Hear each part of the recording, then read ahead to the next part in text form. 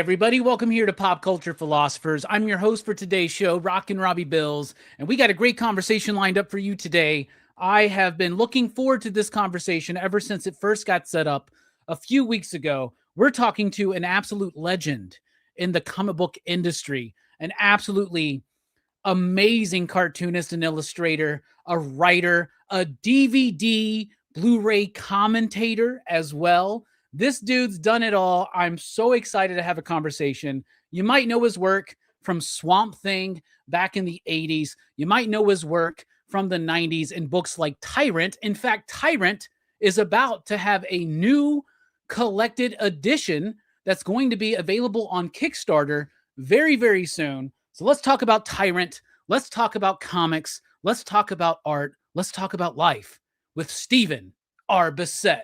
Station, welcome in, man. Nice to see you. Hi, Robbie. Thanks for having me. It's really great to be here. Well, it's really great to have you here. I was telling you a little bit before we got going, huge fan of your work. I'm sure a lot of people watching the show are huge fans of your work.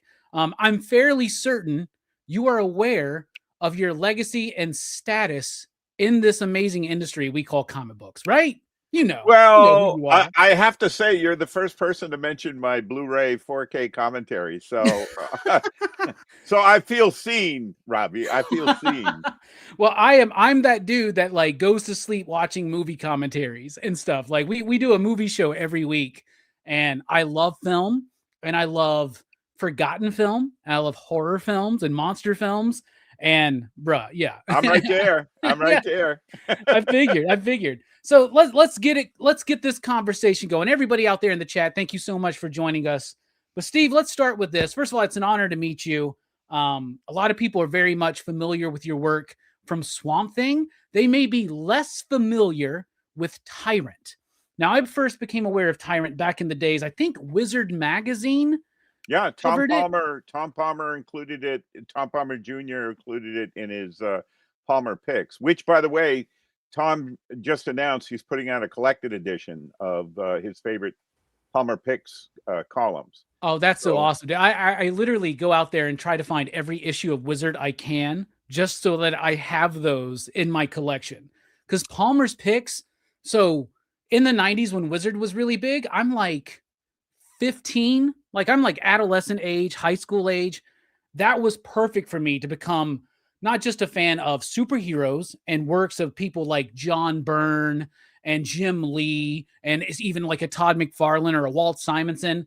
That brought me into Daniel Clowes, Rick Veitch, your work, and my life was forever changed. So Palmer's Picks, I think, is probably, I would argue that it might be the most important comic book journalism ever done, in my opinion.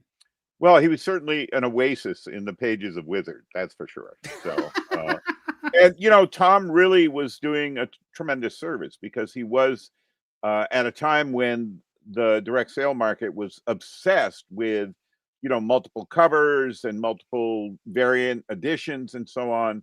Tom was just focusing on, what are you reading? What's worth reading? He wasn't reacting to comics as stock market report material or future potential valuables. Tom was paying attention to the content, and that was rare at that time, particularly in the context of the orientation Wizard brought to the industry. Yeah, absolutely. In hindsight, he's probably one of the most influential figures in my life and the way that I think about comic books, the way I sell comics as a retailer, the way I review comics here on YouTube, and the way that I read comics as a reader. Like, I mean, if it wasn't for Palmer's Picks, maybe I would have fell into the glory of indie comics some other way. I'm sure I would have, because I had friends when I started working at the comic shop for the first time in the late 90s. I had friends that were introducing me to Madman, to Hellboy. I wasn't familiar with Mike Allred, wasn't familiar with Mike Mignola. Now they're like some of my favorite artists, right? And even in my early days in the comic book industry, as a reader, I didn't really understand or get the work of people like Jack Kirby. But now, like, if somebody asks me who my favorite comic book artist of all time is, I go Jack Kirby, Mike Mignola, Katsuhiro Otomo, Mobius, and then I just keep going the list, and it takes me like 40, 50 names before I get to John Byrne, right? And I mentioned John Byrne because that was the first name that I recognized in comics. Even John was doing tremendous work at that time, writing and drawing for both companies, different times. He was doing some great work. And I go back to, Charlton Bullseye and seeing John Byrne's work for the first time in Charlton Comics, which is where he got his foot in the door. Yeah. But yeah, clearly your tastes were diversified. But that was at a time when it could be really hard to find some of these indie comics. And it was a real struggle to get our work out there and seen. Clearly, you need to have Tom Palmer Jr. on your show. Oh, I would love that. I think that would be, I would totally kill for that. That would be absolutely amazing. That'd be a great conversation. So, I love that you mentioned that it was hard, especially in those days, to find these kind of books, right? Like when I first started getting into hardcore into the work of like Allred or Mignola or Frank Miller, reading Sin City, like Dark Horse was collecting those things and I was able to grab them. But the way it used to work, a lot of people, that are newer into this industry, they don't remember, like, you had to go dive into back issues and try to find single issues. And for instance, I've been a comic book retailer for 26 years, right? I have never come across in any collection I've ever bought, any collection I've ever processed, issues of Tyrant. I don't have any issues of Tyrant in my collection. I have issues of Taboo, and every time I see one of these things, I snatch it up. But I've never come across Tyrant. So when I first heard that this was coming out, I think I might have gotten a retailer email from Lighthouse saying that this was something to be on the lookout for. And I was like, holy cow, I'm so freaking excited. And then when Chris behind Lighthouse Comics reached out to me, I was like, yes, I would love to have this conversation. I'm so excited. So for anybody who maybe doesn't know, what is Tyrant? The plan with Tyrant was that for 15 to 20 years of whatever was left of my life at that time, I was going to write and draw the birth, life, and death of a Tyrannosaurus Rex in comic book form. I was going to serialize it in a $2.95, per issue black and white series. As things went, the direct sale market imploded, completely collapsed between 96 and 97. And I only got 4 issues into my magnum opus that I had planned. But what Tyrant is, and what will be collected, is the existing 4 issues, everything that was done for those books. And they present the birth of Tyrant, from the mother T-Rex laying her first egg to the hatching of that egg and the introduction of our little T-Rex character, Tyrant. I took an approach that was unusual for the time in that I wanted to make it as accurate as I possibly could to the fossil record, to how, to the paleontological models we had in the mid-90s of what these prehistoric animals' lives might have been. And I really went deep, Robbie. I mean, the whole of the 3rd chapter, what was Tyrant number 3, takes place inside the egg. It's just the growth of the embryo inside of the egg. Yeah. So I was going really deep. I felt at the time, and I still feel in hindsight, and I'm not bragging, I just think it's true, I was at the peak of my skill set. I was drawing with more confidence than I ever had before. I was coming off of having worked professionally in the comic industry since 1977. And this was my dream project. This is the comic I wish had existed when I was 4 and 5 years old and didn't. And so this was a real chance to tackle a lifelong dream. It's just unfortunate that things went the way they did, or there'd be more Tyrant in this collected edition about to come out. But it's a substantial work, and it was specifically the Comics Kayfabe episode that Jim Rugg and Ed Piskor did about Tyrant that convinced me, maybe this should be collected, because here's a new generation of creators talking directly to me in their episodes saying this needs to be out there again, as they're going through every one of the 4 issues page by page. Yeah, I was a huge fan of cartoonist kayfabe. I love the work of Jim Rugg. I love the work of Ed Piskor. When I watched that episode, and just like so many kayfabe episodes, I was like, oh my goodness, I forgot all about this. I forgot all about this book or this creator. It's been so long. A lot of us in the industry, we get jaded at times. You know, we go in, we come out, we lose interest in the industry as a whole, and then we come back and then we rediscover why we love this industry to begin with.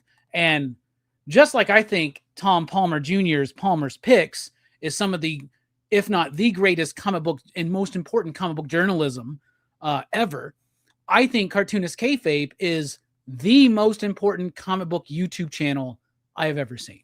Right. And yeah, I talk about comics here. I got friends that talk about comics. Omar from Near Mint Condition. Yeah. You and Chris and Jim were just on there last week. Great conversation. We just talked out to Omar. Yep. Yeah, great. And so, but you know, no offense to any of us, but what Ed and Jim did with their run on Cartoonist Kayfabe brought so many comics that are some of the best to the eyes of people that have either forgotten them or never knew about them to begin with. And then they even had you on for like a 4-hour conversation. I watched all of that, bro, back in the day. Like, yeah, that was an amazing, amazing time. That was an amazing conversation. So, and they were in it for the right reasons. You know, Jim and Ed were in it for the love, and they were in it for the love, not just as readers, but as you said earlier, I mean, I'm a big fan of both their bodies of work. And in the case of Jim's Street Angel, whenever there's a new Street Angel, I'm buying 2 copies, one for my daughter, Maya, who's now in her 40s, and one for me. So I did my best to stay on top of their work as it was coming out. And it was actually my suggestion to Chris Stevens, who courted me for about 2.5 years about undertaking this project. And one of my stipulations was I really wanted Jim Rugg to design the book, because I think Jim is one of the best designers as well as writer artists out there. And when he said yes, you know, I was blown away. I couldn't be happier.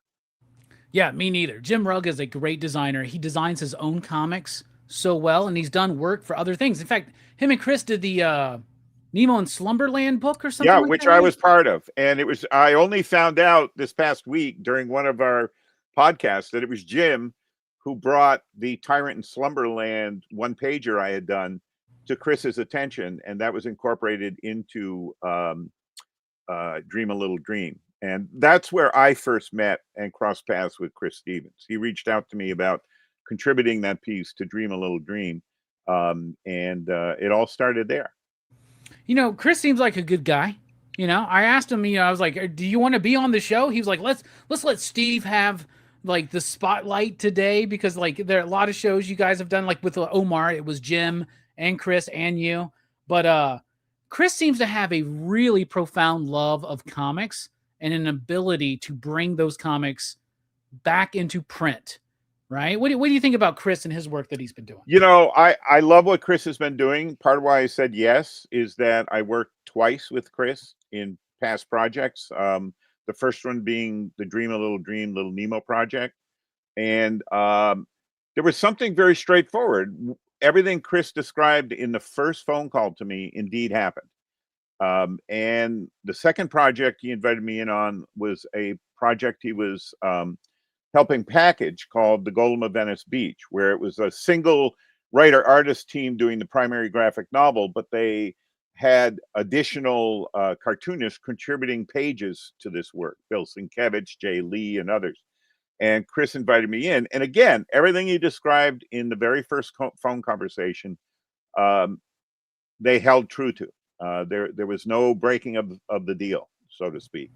And that's why when Chris reached out to me about, you know, collecting Tyrant, and also mentioned to me that he was doing a companion project, which hasn't been announced yet, with somebody I've known for years and have great affection and trust and respect for. Yeah, I was in. I trust Chris, and he's been very successful with this crowdfunding format, which is one of the ways that graphic novels and comics are being packaged, published, and sold these days. I have to say that during the 15 years that I was teaching at the Center for Cartoon Studies in White River Junction, Vermont, which was a 2-year academic program, the equivalent of an MFA degree. If you had the prior necessary degrees, you could earn your MFA there. I had seen a lot of our students and a few of our faculty members using crowdfunding since the beginning of the school back in 2005. So I'd seen the ups and downs of it, right? And I'd also seen where some of the traps are. The one that seems to catch everybody is shipping, right? You ask for a certain amount of money, you project what the shipping costs are going to be, and invariably, once the project reaches fruition, postage has gone up, and you're also dealing with the astronomical costs of shipping outside of whatever your core country is, Canada, Yeah, it feels like it US, changes whatever. every day, right? Yeah, exactly. So I know where some of the traps are, but I've also seen secondhand, observing the success that students, alum, and faculty members have had from CCS, that crowdfunding is incredibly viable. The old days, when you were first working in retail 25, 26 years ago, you remember the process well, right? The distributor catalog would come out. You would share those catalogs with your customers, and they would have to decide, oh, 2 or 3 months from now, I think I want to read this comic, or I think I'm going to want to buy this graphic novel. And then Out you of like just, a 700-page catalog, oh right? yeah, they were phone, it was like the Manhattan phone book on a monthly basis. And from my end as a self-publisher, you never knew quite when to promote and to whom you were promoting, right? Am I advertising to the retailer? Am I advertising to the end buyer, the potential reader? If so, when do I do those tasks? And then you're waiting as a retailer, hoping that the books that you pre-ordered are actually going to come out on the day and date that they said they were going to come out.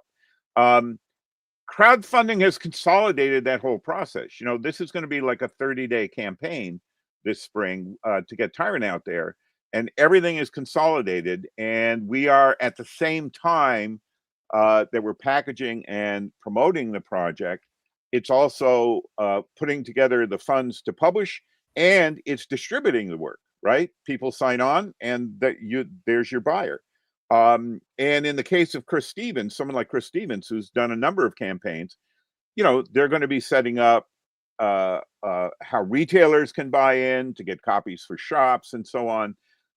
It's still a work in progress. I think crowdfunding, in part because of these vagaries of overseas shipping. I'm already dealing with emails and social media messages from people outside the US asking, will I be able to get this?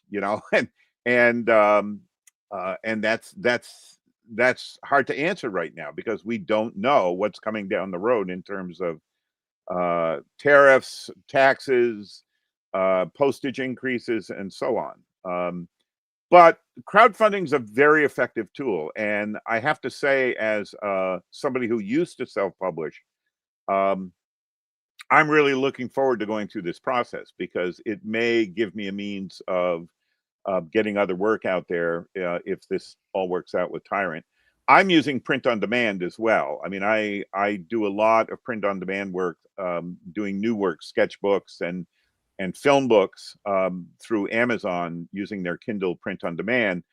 Rick Veitch has built, an entire new self-publishing empire using print on demand. And I'm the guy who sat down with him with one of the monster zines I was writing for, my friend Tim Paxton's zine, Monster! Exclamation point. And I sat down with Rick over lunch with 3 or 4 copies of recent issues and showed him how dramatically print on demand had improved since, the early 2000s, when I had experimented with it on projects like Green Mountain Cinema and my biography of Rick Veitch, Teen Angels and New Mutants. The print quality is almost there with, proper offset printing. And it's hard to ignore the viability of a distribution model that allows you to totally control every aspect of what you're producing. And, crowdfunding permits that for this generation of creators. And print on demand is providing that not just for the current generation, but for geezers like myself and Rick Veitch and others in our generation. Yeah, well, I got to thank you again for that, because I'm a huge Rick Veitch fan, and I stock all of his stuff at my shop, and I try to Excellent. hand sell it, and like I have a whole shelf that's Robbie's recommended reading, right? And I got Rick Veitch all over there. And it's because I love that I'm able to have his work in stock, because I can just buy it print on demand. Max Immortal, we got Boy Max Immortal. Yeah. Brat Pack stays in print. Like I love that. And it astounds me how many people have never heard of Max Immortal or Brat Pack. And I'm like, you got it. Like, I know what the Watchman is, but if you don't know what the One is, or Max Right. Immortal or something like that, like those are to me as monumental of pieces in this industry as that. You don't have the boys without Brat Pack. Oh yeah. I Yes. mean, that's a clear through line if you know when the respective works actually first saw print. But I'm not surprised at people not knowing, because what puts current titles on people's radar. I'm often asked, what am I reading these days? And I'm a big Junji Ito fan, and manga is easier to find than any current comic title from any publisher who used to be mainstream, Marvel or DC. And that's really telling. I think it's a positive change. There's a lot of terrific work out there that you can now find if there's a chain bookstore still in your neighborhood. There's a remarkable array of genres and new creative works out there. But I'm not sure where people get their information anymore these days. Everything's so fragmented, Robbie. Being able to come on and talk with someone like yourself, particularly somebody who's had a quarter century working in the industry, pretty rare opportunity. And I have to say, even back in the 80s, I mean, the whole reason Swamp Thing caught on is because of retailers like you. The DC was not promoting the book. It was under the radar. It was near cancellation. And it was really the retailer community that directed readers to what was happening in Swamp Thing. First, when John Tollivan and I came on the book with issue 16, but then it really took off when Alan Moore was brought on as the writer. And it was, I can tell you from firsthand experience, because John Tollivan and I were flown to comic shops and to regional conventions, bankrolled by the convention organizers or by the shop owners, because John and I certainly weren't earning enough money to fly ourselves much of anywhere. It was the retail community that promoted Swamp Thing and elevated its sales from the brink of cancellation, around 19,000 copies an issue, to over 65,000 copies an issues being sold. That was all on the muscle and on the back and on the recommendations of retailers like you. Yeah, and it created the American career of Alan Moore. It brought people, it really elevated the character of Swamp Thing, brought us John Constantine. I'm very curious about this. How did you feel when you first got that script for Anatomy Lesson? Oh Like, my when you God. read through that, how It did you was the feel? best script. I've told this story a few times over the past 2 weeks, and I'll tell it again without being too repetitive, I hope. When Rick Veitch and I met in the late summer, early fall of 76, we became instant friends. And we were already talking about what we thought comics could be and should be, but we weren't good enough writers and artists to do it. Like, we had an ideal of what it could be, and we kept working toward it. Whether Rick was working alone or I was working alone, or we were jamming on something together, we had this goal in our mind of what was possible in comics. And when I got the script, opened up the FedEx package from Len Wein with the Anatomy Lesson, Saga of the Swamp Thing number 21 script, that was it. That's what Rick and I had been talking about since the fall of 76. Like, Alan in 22 or 23 pages did it.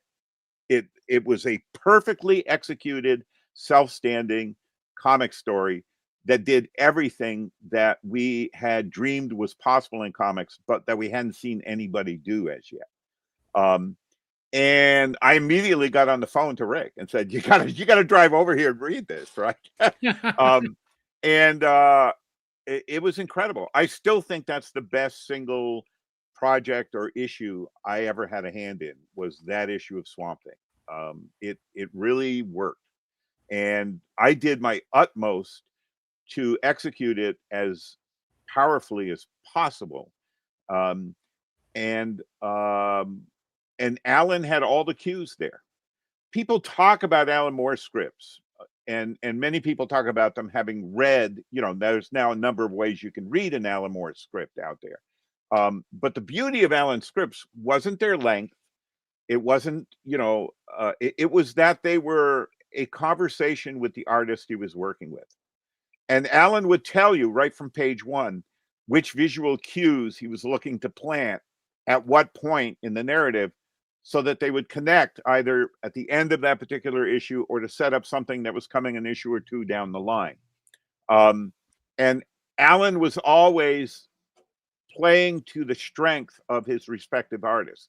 He wrote differently for John Tolman and I than he wrote for Rick Veitch, right? On Swamp Thing. You just compare the runs, what John and I were doing with Rick, and then later what Rick was doing with Alan. And they're very different, because Alan was writing to the obsessions and to the strengths of the artist he worked with. He wrote differently with and for Dave Gibbons on Watchmen than he did for anybody else, because Dave Gibbons was capable of doing work that was unlike what anyone else working in comics in the 80s was capable of doing. And Alan recognized that and knew that. And that was unusual at the time in comics.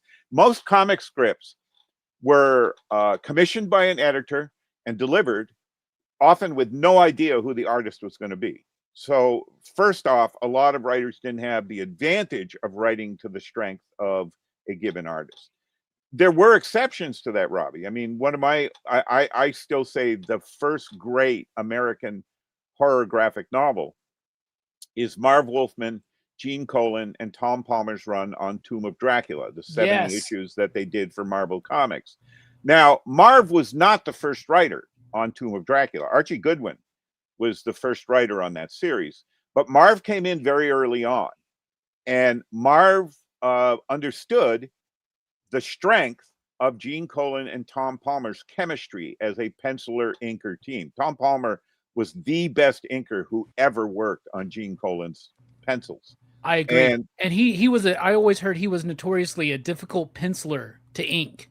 Well, yeah, because Gene would do, I mean, I stole a lot of tropes from Gene. If you want to look at Swamp Thing, I stole a lot of tropes from Gene. Gene was the only American cartoonist I ever saw who used that kind of blurring from old photography, news photography, where something's moving faster than the shutter and you get a blur. And Gene used that as a way to convey movement and to convey atmosphere. And Tom Palmer knew how to ink that, where most other inkers didn't have a clue. Like, what do I do with this? And Gene was drawing with the side of his pencil sometimes. I did that on Swamp Thing as well. But John Tolman and I had talked about that aspect of Colan's work, and John knew what to do with it when I did it in Swamp Thing. And there were other aspects of how Gene drew that presented challenges for an industry inker. But Tom Palmer understood Gene's work. And I bring it up because once Marv Wolfman was the steady writer on Tomb of Dracula, Marv figured out very early, oh, this is a novel. Like, I can expand my thought process as a writer. I once got to talk with Marv about this when Marv Wolfman and his wife were in Denmark with myself and my wife, Marjorie. We were invited to the Copenhagen Comic Convention back in the 90s. And it's the longest period of time I ever had with Marv. And I talked to him about Tomb of Dracula. And I said to him some of what I've just said to you, Robbie. And asked him, like, when did you realize? And as a reader, I had recognized the moment Marv described where he realized, oh, I can really run with this. And what it grew into was the most amazing serialized graphic novel that had existed in American comics up to that point in time. Transcended anything else that had ever been done. I think by the 80s, you know, a lot of us understood what was possible in comics, but it was very rare that there would be a singular team like Marv Wolfman, Gene Colan, Tom Palmer on every issue of a comic that ran 70 issues. Like that, Yeah. that was very rare. Yeah, I have the do you remember the Marvel Essential collections? Oh yeah, Like, I've got it right back there. yeah, Yeah, I got yeah, all my Tomb of Dracula still. I got yeah. they just did the completed collections that are they're colored, but they're like we'll talk about coloring Oh on yeah, yeah. We'll reprints talk later. about color. Yeah, yeah. We'll But talk about like that. I think that's like when it, like Kirby and Lee on Fantastic Four, that's my number one, and then it's like Wolfman and Colin and Palmer on Tomb of I think Dracula. Marv was a stronger writer. The Fantastic Four is you know, the first couple of years of Fantastic Four are crazy. You know, like one issue, one thing's happening, the next issue it's completely different, and the characters are quite erratic. It stabilizes, I think, thanks to Jack Kirby's narrative thrust. But I think the chemistry was stronger between Marv, Gene, and Tom. And I also think Marv had a much clearer, you know, part of it's generational. Having Yeah. grown up, Marv Wolfman growing up, reading comics like Fantastic Four, he had a better grasp on what the potential was when he ended up on a book like Tomb of Dracula. So everyone builds on the prior generation. And when we had our shot at Swamp Thing, um, you know, in my mind, certainly Tomb of Dracula was one of the goalposts. You know, can we do something in the 80s as powerful as that? And I also was obsessed with horror comics. My whole agenda was I wanted to push horror comics into the 80s. I wanted to get them out of that, you know, let's bring back the pre-code era. What worked in 1950 to 54, what was transgressive in 50 to 54, we didn't need to go back there, right? We needed to bring the genre into the 80s. And luckily, Alan Moore, John Toddleben, you know, we were agreed that we wanted to do a comic that was on the level of what we were reading. Stephen King, Clive Barker, Ramsey Campbell, all these amazing writers. And we also wanted to work on the same level of the gestalt that was happening in horror movies. David Cronenberg, John Sayles and Joe Dante, um, John Carpenter, you know, George Romero, first and foremost, in my mind. Like, Yep. that's what I want to do. And going back to your question, what blew my mind with that script for the anatomy lesson is Alan perfectly grasped, applied, and polished the narrative templates of some of my favorite films by a director named Nicholas Roeg. Performance, The Man Who Fell to Earth, Walkabout, and especially Don't Look Now if you're into horror films. Oh, that's a yeah. I just watched that for the first time like last year with Donald Sutherland. Oh, that's a Right. great film. Well, Yeah. watch Don't Look Now and then reread the anatomy lesson. Okay. Alan understood, um, and I don't want to give any spoilers for your listeners, viewers who haven't seen Don't Look Now, but the way Nicholas Roeg, as a director, working with screenwriters like Alan Sharp, would construct his narratives is they would start from the outside and work toward the emotional core of the story. They were very fragmented. He approached storytelling as visual mosaics. And Alan did the same thing. I mean, look at the framing on the anatomy lesson. We begin with Jason Woodrue looking out the windows when it's raining in Washington, D.C., and we end with Jason Woodrue still looking out the window. But between there, we've had the entire origin of the new take on Swamp Thing and the fate of Woodrue's sponsor, Sunderland, the old man who owns this vast building in this corporate empire. And Alan Moore structured it the way Nicholas Roeg and collaborators like Alan Sharp, the screenwriter, would shape a narrative like Don't Look Now. And the way it works is if all the pieces are laid out for you, you as the reader are going to set off fireworks in your head that are more powerful than anything we could have put on the page. And Alan was able to do that. I had never seen any other comic writer do that. Brian Talbot came close to it with some of his Luther Arkwright, or you know, early Luther Arkwright stories. And I've been able to talk with Brian Talbot time to time, and he was very much into Nicholas Roeg's work as well. And some of the underground cartoonists that were doing genre work in America back in the 70s were approaching that kind of thing. I'm thinking of Larry Todd, Charles Dallas, and some of the lesser known underground cartoonists who were writing and drawing their own work.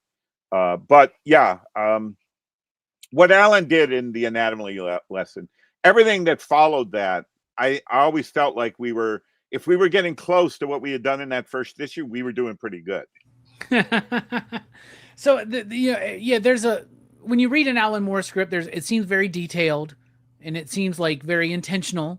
Was there room for you and John to like breathe? Oh yeah, in yeah, those yeah, scripts? yeah. There was constantly room. Alan would always say, "Here's what I'm picturing. If you have a better idea, go with it." Like almost embarrassingly often, that was stated in his scripts. John and I got to visit Alan when we got invited to one of the UKAK, one of the London-based comic conventions. I think we went in '84 or probably '84, because we were still pretty early in the Swamp Thing run. And we finally saw Alan's work setup, and we never knew that he had like done little hand-drawn layouts. Not stick figures, but Alan would kind of work out how the panels were in his head, and he had them stuck up on the wall in front of his typewriter. His whole writing space was a typewriting table in a corner of the front room with stacks of books and paper on either side. That was Alan's workspace. The rest of the apartment, the rest of the flat, was he and his first wife, Phyllis, and their 2 daughters. But seeing that Alan was visualizing the pages made it clear to John and I why it was that Alan's description of how each page flowed were so seamless and worked so perfectly. I'll give you an example, Robbie, and I'm not in any way dissing the work of the writer I'm about to mention. We started doing Swamp Thing with the late, great Marty Pasco. Marty passed away a few years ago. Marty was the one who was writing Saga of the Swamp Thing right from its first issue. And we got to work with Marty on issues 16, 17, the framing of 18 and 19. Marty would do things that I often saw comic writers do, which was he would ask for the impossible. Okay. And here's a specific example. I think this was in our first issue that we did with Marty. So it would be Saga of the Swamp Thing number 16. He called for on a page that we're above a tree and we're looking down on Swamp Thing having opened the grave of Alec Holland. Okay. But he also says it's raining and that we can see by the silk in the coffin that it was never laid in. Now, if I'm above a tree, I'm 30 or 40 feet in the air, I'm not going to have any sense of what's inside that coffin whatsoever. So I had to break what Marty was calling for by moving in closer, because what was the only important aspect of that panel description was that nothing ever laid in this coffin. There was never a body in Alec Holland's coffin. And Marty would often do things like that, where he was visualizing it almost like a film. I mean, I could see in his mind, oh, and the camera's coming down. Well, in a single panel, we don't get to move a camera, right? That's multiple panels he's calling for. Yeah. He would also do things like have an action in the foreground, an action in the medium ground, and an action in the background, and they were all of equal importance. And there were probably word balloons going to somebody in each one of those levels. And it's a cluttered approach to storytelling. Alan's scripts were perfect in that every panel was a single statement. He is subscribed to the Harvey Kurtzman approach to comics, where, you know, a panel is one mode of communication, a tier of panels is like a sentence, and a page is like a paragraph. And each step in communication is giving the reader a specific piece of information that moves the story along or that feeds their understanding of the narrative. Alan was brilliant with that. And I can honestly say the only time I ever deviated from his instructions, I blew it. When the comic came out, I went, I should have done what Alan told me to do, right? I thought my idea was better, and it wasn't. Now, you asked about breathing space. Right. I had plenty of breathing space. Take a look at page 1 of Love and Death. Saga of the Swamp Thing number 29, the issue that lost us the comics code. And if you're looking at it in the collected editions, it's the story Love and Death, which is the beginning of Abby's damnation, where she discovers that her husband has been dead and is possessed by her Uncle Arcane, our core villain in Swamp Thing. Page 1, you know, Alan loved the grid and the grid approach to a comic page. Look at Watchmen. You know, Yeah, Watchmen Alan is a perfect example of that, right? exactly. Alan and Dave Gibbons play that grid like it's a orchestral symphony being performed, right? And Dave Gibbons is the exact right cartoonist to be working with the grid. I hated the grid. I had been working within that damned rectangle from 1977 until 83. And by the time I was working on Swamp Thing, I wanted to smash the grid. The breathing space I had is page 1 of Love and Death. Alan called for a 6-panel sequence, right? As we're moving through Abby's apartment and we're not seeing Abby as yet. What we're seeing is the after effects, the wake of her having some sort of a breakdown. And it's like her clothes are strewn over the floor. There's burnt matches, right? Like some bizarre breakdown is going down in her apartment happening to her. And Alan called for, in panel 6, there would be a wire brush in the foreground, and we could see there were beads of blood on it. Now, if I approach that the way that Alan and Dave Gibbons did Watchmen, where all 6 panels were the equal size, the most important thing on that entire page, Robbie, was that brush on the floor at the bottom of panel 6, right? That means if I'm doing the panels equal size, it's going to be this little tiny object. I redesigned the page and made that the biggest object on the page by sticking to Alan's call for 6 panels, but I moved them up a little bit and I tilted them so that the first 3 panels are straight with a slight diagonal, and the bottom 3, the diagonal is stronger, and it creates a negative space where that brush is gigantic on the page, and you can see the beads of blood on the end of every bristle. That's the breathing space I had. And when you turn the page to the double page spread, Alan had Swamp Thing in the fetal position on the floor as page 2. And then page 3 was going to be the beginning of the flashback where Abby and Swamp Thing are having a conversation together in the swamp. I looked at that and went, okay, if Abby's on the floor in a fetal position, that's a horizontal image. That's not a vertical image. So I turned it into a double page spread with this gigantic profile of nude Abby curled up, fetal position on the floor. Because I've got her curled up and I have any aspect of her body in shadow that would be objectionable to the code, that alleviated that problem. And I reserved the conversation, the 5 or 6 panels of the conversation, to go across the bottom of the double page spread, because those weren't the important things on that double page spread. Abby was the important thing on that double page spread. Now, nobody complained, right? My editor, Karen Berger, no, Len Wein was still our editor at that point. No, Karen Berger was our editor at that point. She understood what I'd done and loved it. When Alan saw it, he was like, good job, Steve. You did the right thing. So we had a lot of breathing space, Robbie. What was sacrosanct and should be when you're working from full script. I had worked Marvel method at Marvel. I used to do work for Bizarre Adventures in the early 80s and started working at Marvel in the late 70s with Rick Marshall as my editor on Marvel Preview. I did a story called Into the Shop based on a Ron Goulart science fiction story. I had worked Marvel method where you've got to lay out and actually do finished art for the entire story before the writer even lays hands on it to do dialogue and so on. What was sacrosanct working from a full script is you do not change a single word in the caption or the balloons. That is sacred text. That the decision's already been made. That was between the writer and the editor. Once the editor delivers a script to you, that's how it's going to be with the text. The breathing room I had as the storyteller doing the penciling is I could design those pages any way I saw fit. Luckily, I was trained by some of the best artists of the prior generation: Joe Kubert, Dick Giordano, Lee Elias, Rick Estrada. These were our teachers at the Joe Kubert School.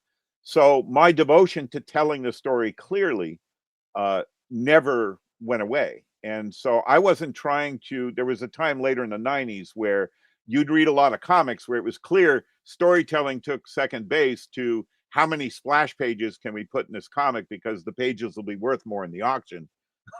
um, no, everything we were doing in Swamp Thing was to serve Alan's script and to serve the story. Heck But yeah. within that, I had a lot of breathing space. Yeah, really. And obviously it's a run that's still discussed and dissected today. How did you partner up with John Toddleben? How did that start? Well, we became friends. John was in the second group of students who came into the Kubert School. Rick Veach, Tom Yates, Kara Sherman Torino, Ron Zalmy, Rick Taylor. We were in the first class, which started in the fall of '76. John Toddleben was in the next group who came in the fall of '77. And we hit it off with John instantly. We were into all the same weird stuff. And John also was probably the most exceptional artist in those first couple of years who came into the Kubert School. He had studied at a very high level art program in his high school. He had been fortunate to train in disciplines of fine art that were never made available to myself or to Rick Veach as we were going through the school systems. He had an extraordinary art teacher, and John was trained in classical modes of fine art painting.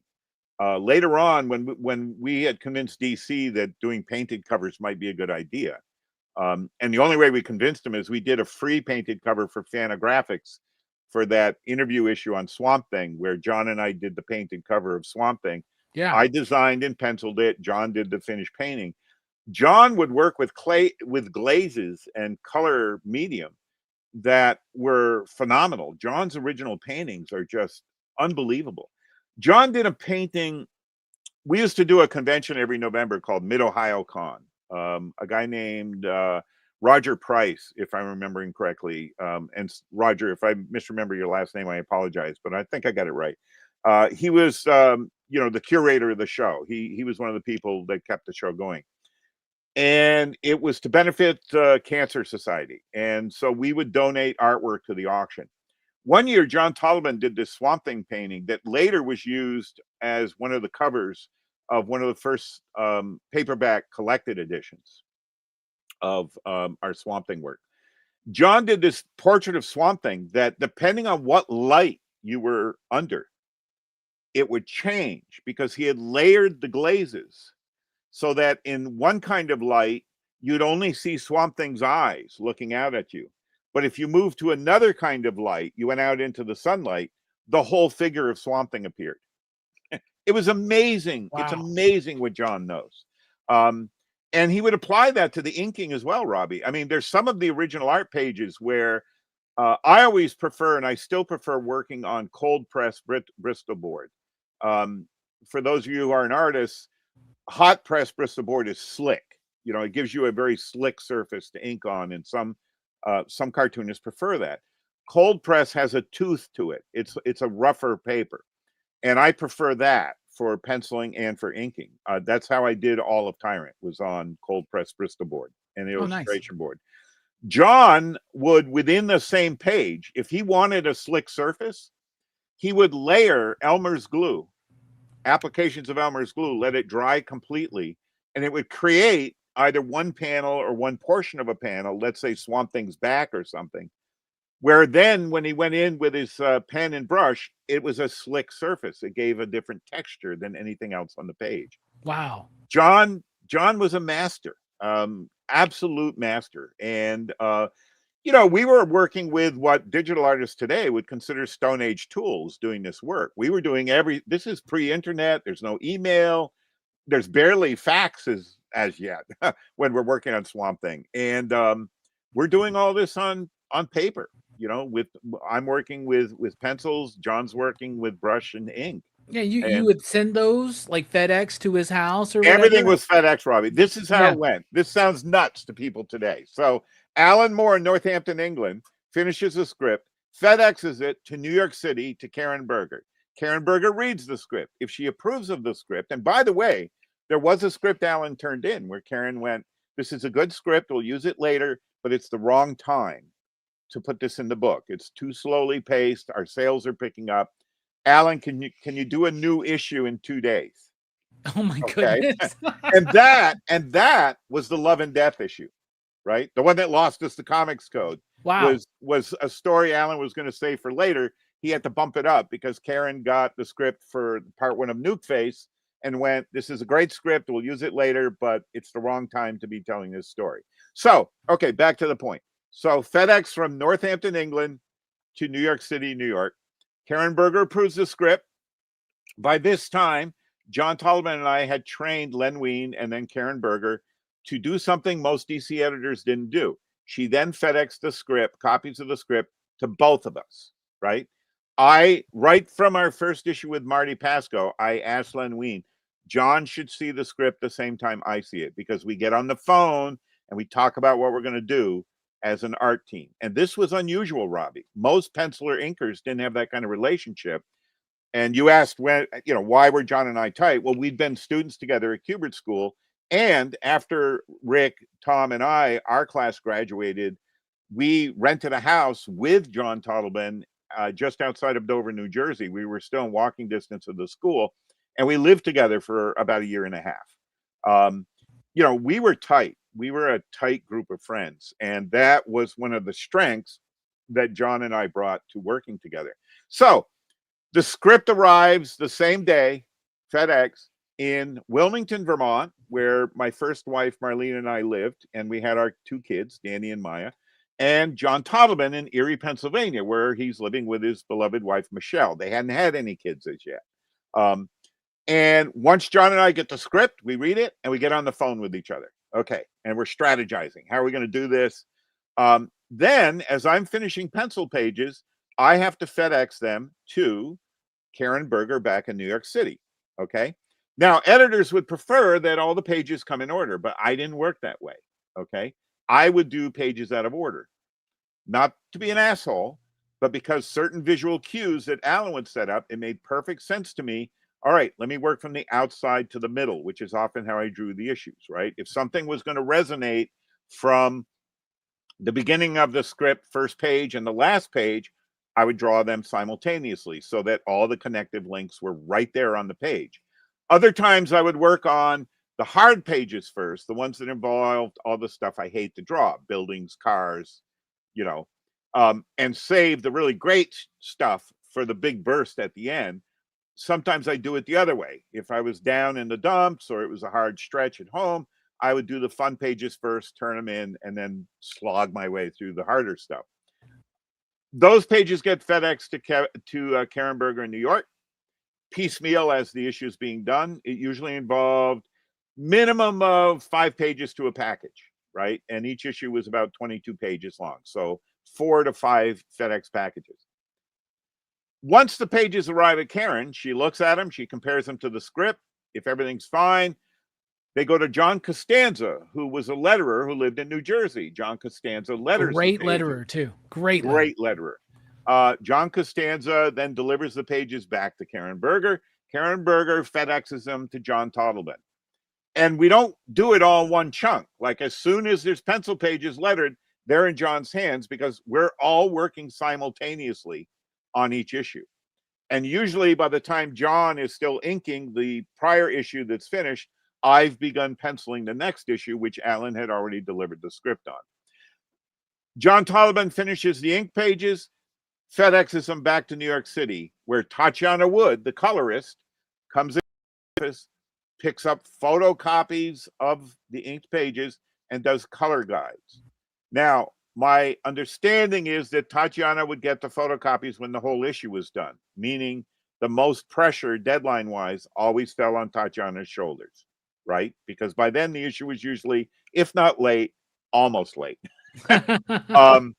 This is how we did every issue, and it sounds insane to people today because it all involved moving physical artwork across great geographic distances using Federal Express.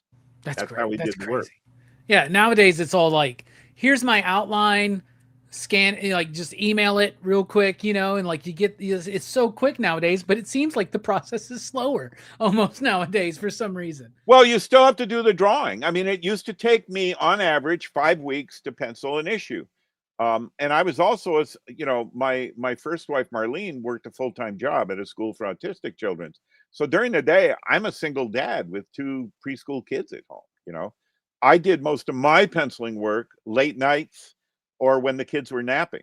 And you still got to do that work. And it would take me 5 weeks. It's a monthly book. Do the math. I was always behind. And there were a lot of circumstances that drove my editors nuts. During the day, if the kids are napping and I'm working, the phone's off the hook. This is pre-cell phone era. There's no such thing as silencing your phone. And if I finally got the 2 kids to sleep, to nap, that's precious drawing time that might last 2 hours in the best case scenario. So I can't have the phone ringing, which drives my editor nuts if they're trying to call me at that time. I would get crazy requests. Like Len Wein once got very upset that, I couldn't get the pages out that day. He was calling me at 2 p.m. And the logistics of what it involved getting pages out by FedEx was, I had to drive to a photocopy shop to make photocopies of my pencils. Then I had to drive to the FedEx drop-off box. There were 2 of them. They were each a half hour away from my home. So we're talking about, an hour and a half to a 2-hour driving trip. And it really came down to, Len, do you want me at home penciling right now while I can? Or do you want me out on the road getting pages out to you? And Len said, I want both. And it's like, well, you can't have that. And he'd say, well, why can't you call a cab? And it's like, I live in the woods. We don't have any taxi cabs in Wilmington, Vermont, So the country mouse, city mouse schism often had a role in all this craziness too. All right. I want to talk about the transition from work for hire into self-publishing. Right. But before we get to that, I want to finish the Swamp thing with this. You and Chris and Jim had a really great conversation with Omar last week. And one of the things you mentioned was the coloring of the original book. Now, I have said this at my shop. I have said this on this channel multiple times. And I feel like a lot of people don't they don't get it. They don't get me. A lot of people in the industry don't get it, Robbie. No, I get it. Because here's the thing. I love Omar, and Omar loves collected editions. And as a retailer and as a reader, I love collected editions. I love when those Marvel Essentials first came out, I was like, are you telling me I can finally have all of Kirby's Fantastic Four? All of Ditko's Doctor Strange? Exactly. I can read Spider-Man beginning to end, Yeah, and it blew my world. I can finally read Tomb of Dracula. Are you kidding me? Because I became a fan of Blade through the Night Stalker's Midnight Sun stuff from the early 90s. Yep. And then the movie happened, and I was just like, I want more. I know it's Tomb of Dracula. I wish I could get a hold of those. They came out with those essential collections. I got to read them, and I was just like, first of all, my favorite novel ever, I attribute to Dracula, Bram Stoker's Dracula. Oh, yeah. That was a sequel to Dracula. It had the Harkers. It had them all. I love that stuff, right? Exactly. So I all the time talk about this, and it's something that I know Jim talked about a lot when they were doing Cartoonist Kayfabe. And I was like, the way they would color comics back in those days, they knew what paper they were going to print those colors on. And every time they do collected editions now, and people would ask me oh, what's your, don't you love collected? I do. I love having access to those comics. But my biggest issue was always, this doesn't look like the original comic. Yeah, not only that, it looked like Dayglow colors, in every and I hear people all the time going, oh, I don't like that look on the newsprint from the 80s single issues. I want it to look bright and vibrant. And I'm like, but it's not supposed to look that way. It's not. It's gaudy to me. I heard you articulate it in a way. Maybe my audience will listen to you over me. What is it about the coloring in collected editions that, Jose Rubia? He understands it. Jose is one of the few colorists out there that totally gets it. And Jose was posting a brilliant series of Facebook posts about 1.5 to 2 years ago, where he was showing the coloring on Bernie Wrightson's first 10 issues of Swamp Thing, select pages from that 1972 to 73 run of Swamp Thing. And he was showing, no, here's what it looked like when it was originally published, but here's what the reprint edition does to it, right? And it's significantly different. You know, it would be like watching a film you really love, but when you look at it as you're streaming in your home, all the colors are solarized. If you know what the term solarized mean, where, you know, super saturated color. And sure, if it's a movie like Altered States and the character's having a hallucinogenic, psychedelic mushroom trip, maybe that would be more interesting. I don't know, but that's That's a great not movie, by what the way. great movie, by the way, but that's not what Ken Russell wanted it to look like, the director of the film, and that's certainly not what the cinematographers and the special effects artists wanted it to look like. Yeah, The see, I'm a same big nut goes with for comics. I'm a big Now, nut for filmmaker mode on my TV, for yeah, instance. Like, and I talk to people all the time. I'm like, what is this filmmaker mode? I'm like, it's the most important button on your television set. yeah, exactly, exactly. You want to see what they wanted you to see. Now, my grasp of color in printed four color comics, the way they used to be published, four color referring to the four separations, right? Black plate, yellow, cyan, magenta. Those make up all the colors in a four color comic, the combination of those. And certain percentages of different colors, right? If you want green, you need a certain percentage of yellow and a certain percentage of blue, of cyan. Um, Tatiana Wood understood everything about the printing process of four color comics, and she also understood the art of color. When I was a student at the Kubert School, and it was sometime during our first year at the Kubert School, because it was when Joe Kubert still had his studio on the main floor, right across from our classroom was Joe's studio in the Baker Mansion that first year at the school.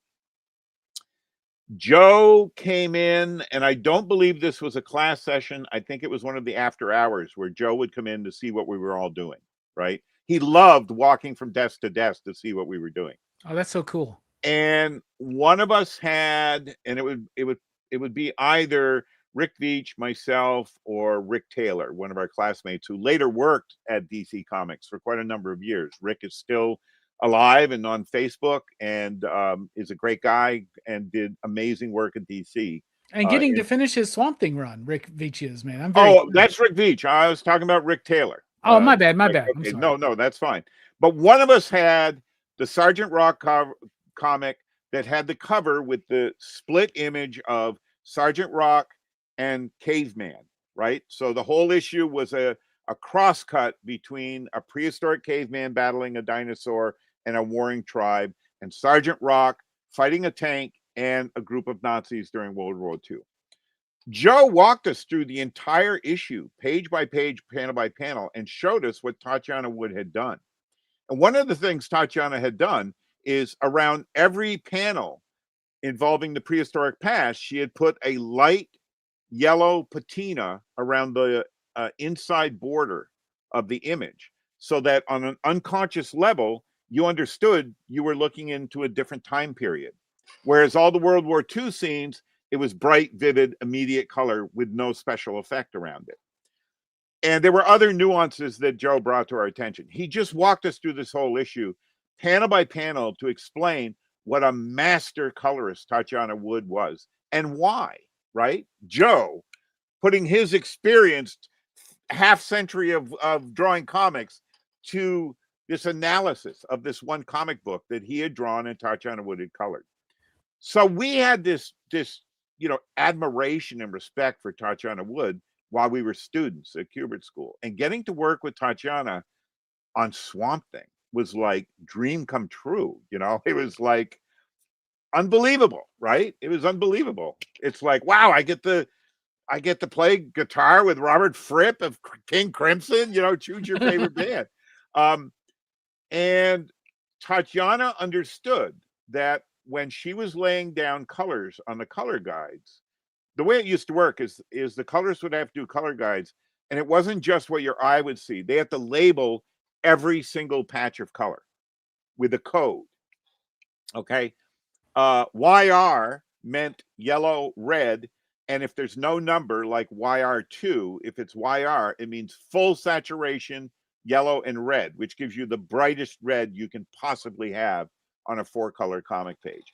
But Tatiana also worked with a softer palette as well. If you look at the printed newsprint original printings of the Swamp Thing issues, there's a lot of gorgeous work there with greens and blues and purples.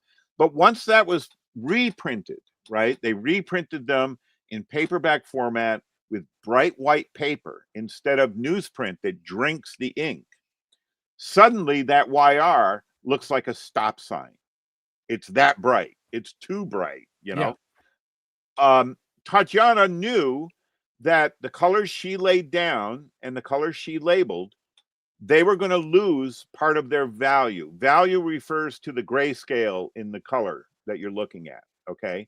And Tatiana knew that the newsprint, just printing color, comic book color on newsprint, is going to desaturate the color somewhat.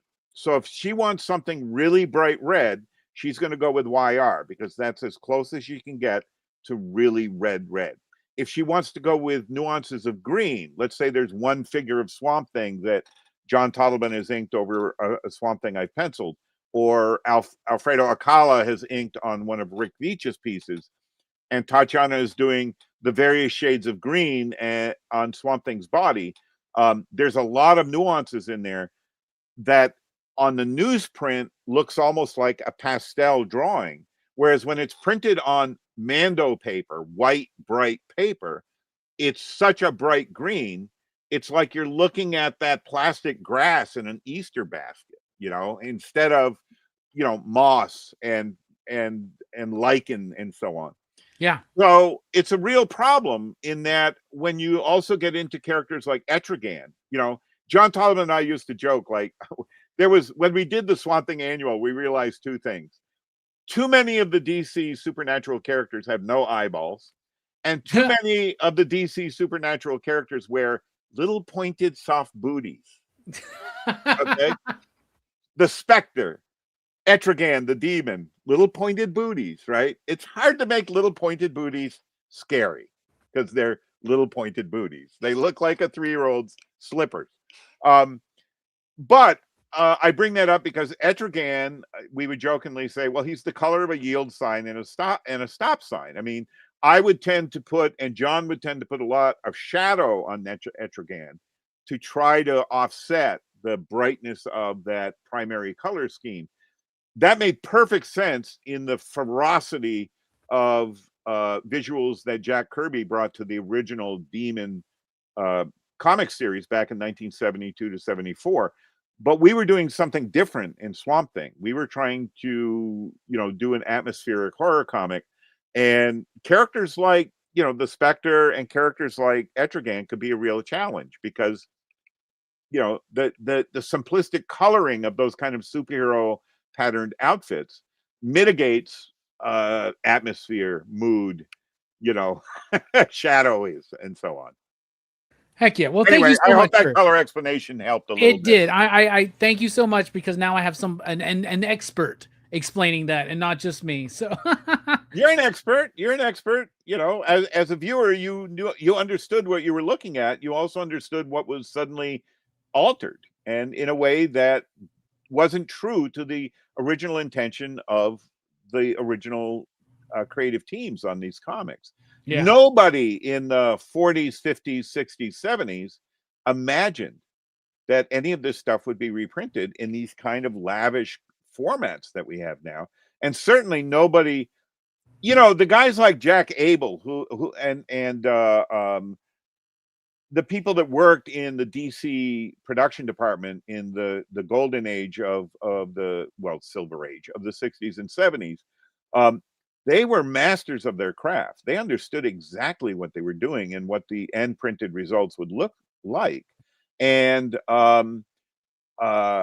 you know, they'd have been horrified seeing their work reprinted in these bright colored formats because that's not what they intended. It wasn't supposed to look like that. Jose is one of the colorists who understands, no, we've got to tone down the colors to emulate the print version not just slavishly follow the old color guides. And I, you know, I would love to work with Jose someday. I think he's a genius. Yeah, I do too. I'm friends with him on Facebook, and I hang on every post he makes. Like when Yeah. he was, you mentioned like when he was doing those comparisons. Oh Like yeah. I was just like, share. This is what Yeah, I'm yeah, talking there you about. go. Right, right. There you go. And now he's working on all these glorious restorations of Richard Corbin's work. Oh, they're so gorgeous at They're Dark Horse. beautiful, you Oh, they're know, and great.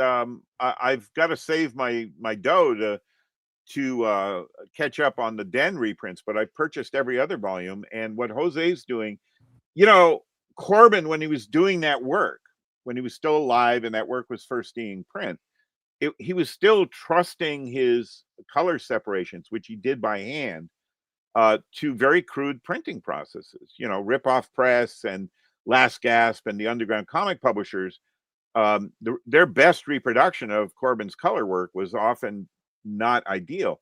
And the same goes with Jim Warren. When Corbin was doing those beautiful color insert stories for Creepy, Eerie, and Vampirilla, they looked amazing at the time. But we look back at them now and it's like registration a little off, you know, there, and Jose's going in and really trying to put that stuff back into how it left Corbin's drawing boards. So Yeah. So how did you go from freelance work, as important and as cool and as popular as it was, what was that transition into doing stuff like Tyrant, like Taboo, doing self-published stuff? I owe everything to Dave Sim. And if anybody out there, you know, has an issue with Dave Sim, tough. Dave Sim was the person, self-publisher on Cerebus, who worked on myself, John Tolliban, Rick Veitch, Bill Sienkiewicz. He worked on our entire generation in the mid 80s when we were doing our work for DC and Marvel to convince us that self-publishing might be a viable route for us, right? Dave had many metaphors I won't get into here, but it really came down to why not self-publish? Why not at least attempt it? And Dave convinced me by bankrolling me. You know, Dave came to John Tolliban and I and said, I will bankroll anything you two guys want to do. Um, I know what Dave was thinking because he spelled it right out. His hope was that John, Alan Moore, Rick Veitch, and I would leave DC and just start doing our own Swamp Monster comic. Just carry exactly what we were doing with Swamp Thing and do it on our own. That's not what John and I wanted to do. We came back to Dave with, we want to do a cutting edge horror anthology. Nobody's doing the horror comics that should exist right now. And Taboo was that vehicle, Robbie. With Taboo, I kind of got kicked off the diving board, right? It's kind of how my dad taught me to swim. He kept throwing me back in the water and I had to dog paddle back until I learned the basics of surviving in the water and beginning to swim. Dave was going to publish Taboo under the Aardvark One International imprint. He published Cerebus as Aardvark Vanaheim. Yep. Then something happened. I won't go into all the nuts and bolts, but it came down to Diamond Distributors had an axe to grind with Dave, and they didn't take it out on Dave. They didn't attack Cerebus because Cerebus was selling well for Diamond. They attacked the book that Dave Sim was publishing at the time, which was Steve Murphy and the late great Michael Zulli's comic Puma Blues. And they said, we're not going to carry Puma Blues until, you know, you give us what we want, Dave Sim. And Dave realized that he could no longer publish other artists' work because if they were being punished for an ethical decision that Dave Sim was standing firm with, that was unfair to those creators. So Dave reached out to, this is when I was with my first wife, Marlene O'Connor, to Marlene and I and said, okay, I'm not going to pull the rug out from under you in terms of the funding that I've put in place to keep Taboo going, but you're going to have to publish your own book. And we formed our own company here in the state of Vermont, Spider Baby Graphics and Publications, and learned the ropes by doing, publishing Taboo #1 ourselves. And Dave continued to subsidize us into Taboo #3. We were still getting a lot of support from Dave, not just money, but also his printer. He put us in touch with Print and Litho, a great printing company in Canada that was owned and operated by Kim Prenny, who was a real strong ally to have working as a publisher. And by the time I got up to Taboo 4, by that time, Kevin Eastman had started his company Tundra, and Tundra kind of took us under their umbrella. And that's how Taboo continued. And then the last 2 issues were done with Dennis Kitchen and Kitchen Sink, Taboo 8 and 9. That became the transition. That's where I learned the ropes, right? About what it was to publish. And I learned what would be involved in self-publishing. How do you solicit a book? How do you work with printers? How do you work with all the different aspects of production, from, you know, local camera shops to shoot color film of original art, to working with digital production houses? This is early in the whole digital media revolution, like Murphy Anderson and his son Murphy Anderson III, who would do color seps and so on for us for our covers. So by the time I began work on Tyrant in earnest, I had my own funding in place because Rick Veitch and myself had worked with Alan Moore, John Toddleman, Don Simpson, Chester Brown, Dave Gibbons on the 1963 series for Image Comics, which was godfathered by Jim Valentino. And Jim Valentino was fantastic to work with. Another self-publishing pioneer. Oh yeah, right? yeah. Jim was part of Dave Sims' Aardvark Vanaheim line with Normal Man, right? Back in the day. So before Jim became known for the work he did with Marvel, that led to him becoming one of the Image partners, the oldest of the Image partners in terms of age. You know, he had been doing Normal Man as essentially a self-publisher, but working under the umbrella that Dave Sim provided. So we had a lot of connective tissue with Jim Valentino. Well, we earned enough off 1963 that both Rick Veitch and I were finally able to self-publish. But this came after, Robbie, literally years of Dave Sim teaching us the ropes and talking us down off so many cliffs. I can't tell you how many times, you know. You know, I'm sure we were a major, maddening, infuriating distraction for Dave at many times. He made that clear. But Dave was also like the best possible tutor. Dave did greater kindnesses for me than anybody in the comics industry, other than Joe Kubert and his wife Muriel Kubert, ever did for me. And that allowed me to go into Tyrant once I was ready to begin work on Tyrant with the confidence, yeah, I can do this. I know how to do this. By then, I knew how to solicit a book.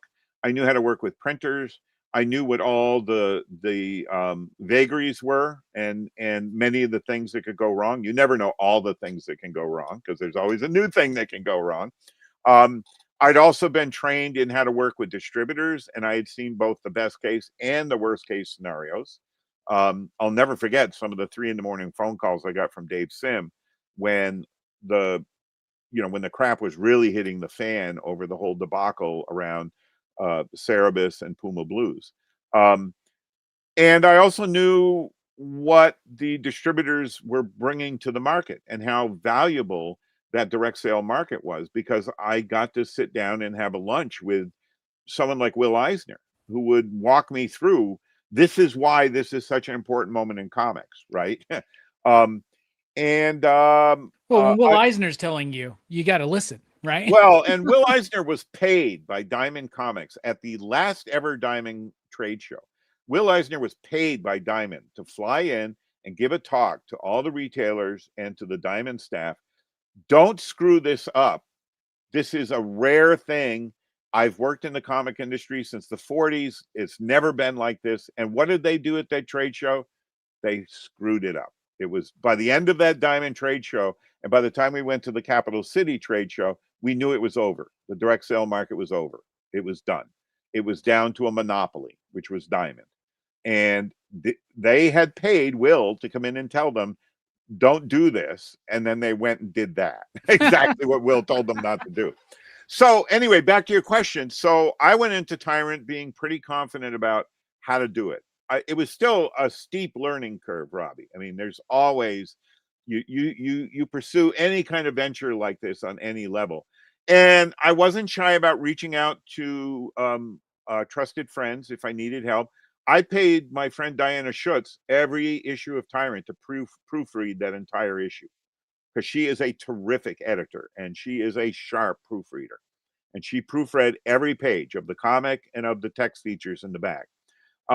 The typesetting, I didn't know how to do typesetting when we started. My friend Alan Goldstein, who owned First Run Video, where I was a shareholder, and after I left comics, I became an employee and eventually a co-manager and a buyer at First Run Video for a few years. Alan Goldstein typeset almost the entirety of Tyrant number 1 and 2, the back pages. And then I learned, he taught me how to do it. And I was working, I learned enough about desktop publishing to be able to typeset my own on the last 2 issues, 3 and 4. I wasn't afraid about joining the Society of Vertebrate Paleontology at the advice of my friend, Dr. Michael Ryan, the one paleontologist who really responded to my questions, and we became very good friends. And Michael ushered me into the entire world of North American paleontology, and it blew my mind. So I wasn't afraid to ask for help or to seek advice or help. Yeah.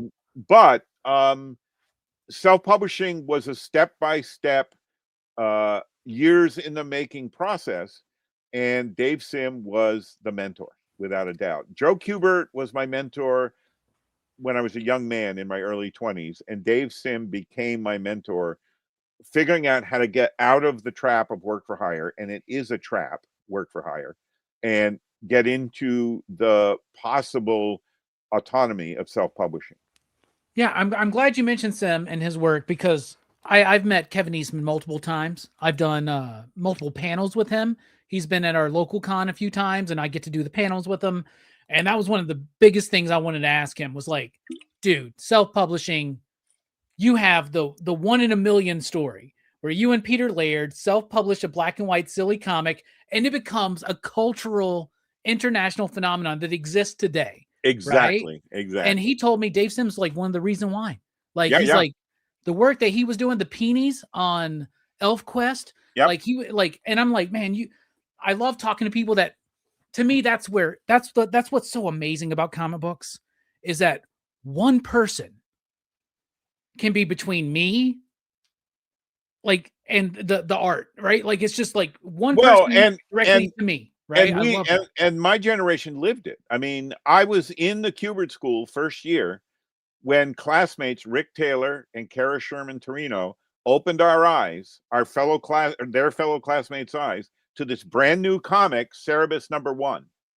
And they understood what it meant. We didn't. They had to explain it to us. No, this is a guy in Canada. He's doing this himself, right? He's getting it into comic shops. And then one of them brought Fantasy Quarterly in with the first installment of ElfQuest. It began in this anthology, Fantasy Quarterly. And when that folded, they reprinted that story, slightly redrawn, and that became ElfQuest number 1. That was all happening while we were at Kubert School, 76 to 78. What an exciting time, man. Holy cow. Oh, a very exciting time. And I didn't meet Dave Sim until one of those Mid-Ohio cons that I mentioned to you earlier. Dave Sim was a guest, and it was John Taliban who convinced me, hey, Steve, you should come to Mid-Ohio Con. It's a really good convention. It's a fundraiser for Cancer Society. And that's where I met with Dave Sim. And Dave Sim, like right from the start, was like, I'm picking you guys up at your hotel tomorrow in the limousine. And we're like, what? And he was like, you need to know what it's like to be in a limousine. And what Dave was teaching us wasn't to aspire to becoming rich men. He was talking to us saying, this is what the heads of DC Comics, this is how they travel. While you guys are relegated to People Express as the airline you fly in on, and taxi cabs. No, that's backwards. The creators are the one who should be enjoying this. Yeah, bet And on that was the yourself, beginning right? of Dave's education of like, this is all ass backwards, right? The creators should be the one calling the shots and enjoying the benefits of their work instead of the people that are at the top of the companies who are just skimming money off the top of the work of the creators. Now, that's a very simplified, class system description of how it works, but it was a beginning of an awakening to, wow, he's right. Like, why is it that when we win awards, we don't see the awards, right? We won Yeah. Swamp Thing awards. We never saw them. We never got them.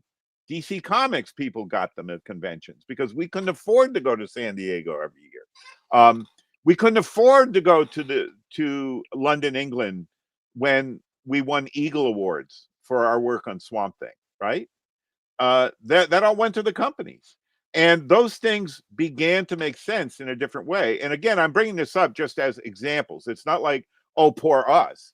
It's like, no, if we're doing the work and we're willing to take the risks, because it is a risk when you self-publish. You never know if anyone's going to buy your comic or not. Then that's an adventure I want to take. That's something I want to try. And I did. And by the time I did Tyrant, self-publishing, I had already learned the ropes publishing. I didn't self-publish Taboo. I was publishing other people's work in Taboo. I did a cover, I did a couple of stories, but Taboo was other people's work. So I learned how to publish with Taboo. Well, you did a great job of curating talent. I'll tell you that. Well, Taboo, and it was some of the best, man. It was a really exciting project too, because we were publishing work nobody was publishing at that time. I also knew when the experiment was over is when I got a phone call from Karen Berger saying, Steve, would you share some of your contacts with us from Taboo? We're going to do something like what you're doing, but on a bigger scale. And that's what became Vertigo. And once Vertigo existed, I went, okay, don't need to do Taboo anymore. Like, horror comics have now changed. And a lot of the work that came out of Vertigo was brilliant, just brilliant stuff. A lot of your work and your work with Alan and John in particular and other people, like, it's what led to Vertigo. It's what, like, the reason why we have Sandman is because of that stuff, right? Like, people all the time go, Swamp Thing, that's a Vertigo title. I'm like, it wasn't. Vertigo didn't exist till the early 90s. If exactly, people actually look back. So, in fact, Sandman didn't begin as a Vertigo title. It was just one of those DC mature readers books. Yeah, right? Same thing with Doom Patrol and Animal Man. Yeah, Animal Man. I mean, all that Hellblazer. That early rung of Karen Berger's comics that coalesced into becoming the Vertigo imprint. Yeah, and that legacy still alive today, where we finally get the relaunch of Vertigo, and that's super freaking cool. So Tyrant started. When was the first issue published? 1994. 94. So we did 1963 and 1993, and I launched Tyrant in 1994 because I finally had the bankroll to do it. Yeah. So I when I first met Jim Rugg, who was the designer of this new amazing Tyrant editions, we're getting an artist edition type thing. There's two editions that they're putting, that Chris Stevens and Jim Rugg are putting together. The artist edition, which is what it says, it's a full size, the size of the original art, the format that Scott Dunbier has really pioneered and codified. And that's like what? It's going to be 19 by 13, I think. Huge book. Huge book. Yeah, exactly. And it's all 4 issues, the narrative material, not the backup text pages, but it's all the comic art. And all but 3 pages were in my flat files. I'm still not sure. See these stacks behind me, Robbie? I'm still looking for 3 pieces of paper that I drew in 1994, and they're somewhere here. But everything else has been scanned. Jim Rugg brought in Sean Michael Robinson, who is an expert on how to present original art in print form at the highest possible quality. And the art edition is going to be the complete 4 issues of Tyrant, original art size, page by page, and the cover art as well, including scans from the original color paintings as well. This is Gerhardt's original cover painting for what became Tyrant number 4. Oh, wow. And we're also scanning some surviving material. This is Mark Martin's color over my brush and ink and pen drawing This was going to be the cover for Tyrant number 5. Oh man. So there'll be some work nobody's ever seen in the artist edition. And then the second book in the crowdfunder at the same time, the crowdfunder offers 2 options or both options to the interested buyer, is called the Complete Tyrant Edition. And in the Complete Edition, in a more modest omnibus format, closer to the format you're used to as a retailer, with these collected editions you and I have been referring to and talking about, it'll be all 4 issues of Tyrant plus all the back material, all the text pages, Mark Martin's Bless the Beast, which was the 1-pager in the inside back cover of every Tyrant. And Jim and Chris asked for everything. So I went through my flat files, and every dinosaur drawing I ever did that was published in any comic that I ever had a hand in is going to be in the Complete Tyrant. And in the case of dinosaur themed material that I did for work for hire publishers, I've picked 1 or 2 original pages so that we can just show, a page or 2 from that work, because I can't reprint the entire story. I don't own them.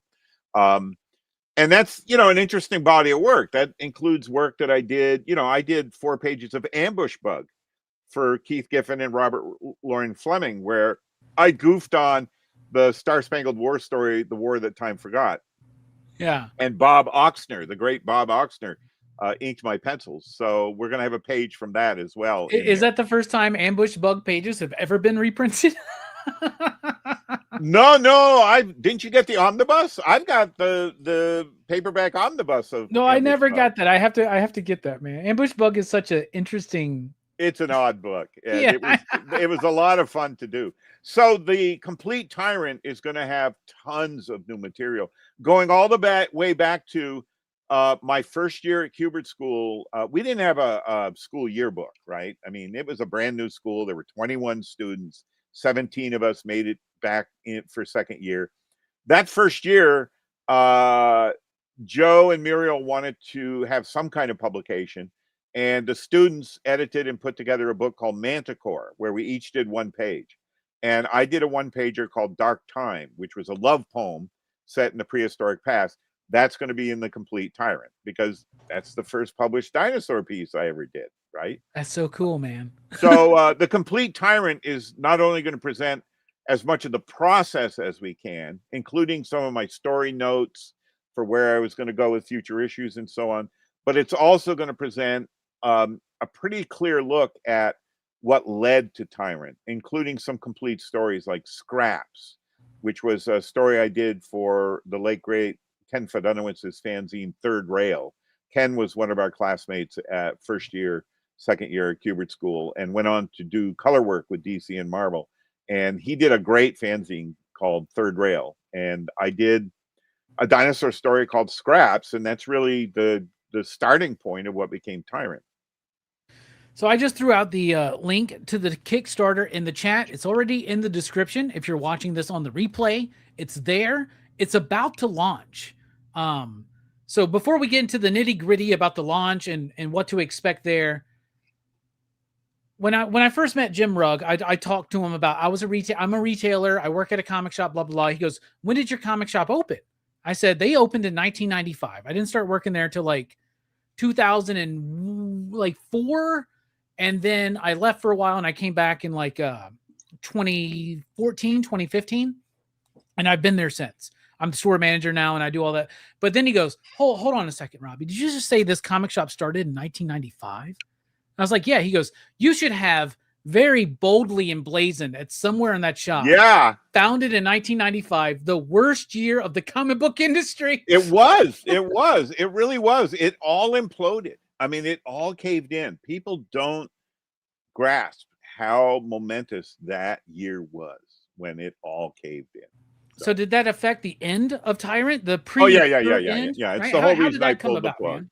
How did that Well, here's how it came about. On the personal level, and I won't spend much time with this, and I'm still best friends with my first wife, Marlene, but our marriage of 14 years was unraveling, was coming apart. And we had 2 kids, right? Daughter Maya, son Danny.